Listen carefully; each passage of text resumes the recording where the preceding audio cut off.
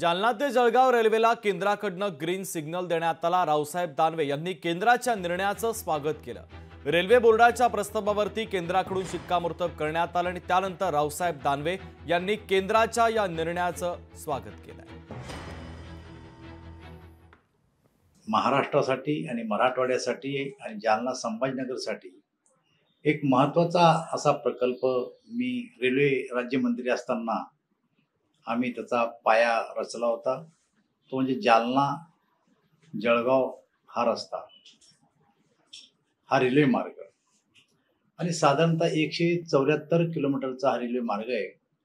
त्यापैकी 140 किलोमीटर हा रेल्वे मार्ग हा जालना लोकसभा मतदारसंघातून जातो। जवळपास 7,106 कोटी रुपये खर्च या रेल्वे मार्गाला येणार आहे आणि त्या रेल्वे मार्गाला मंजुरी मिळाली।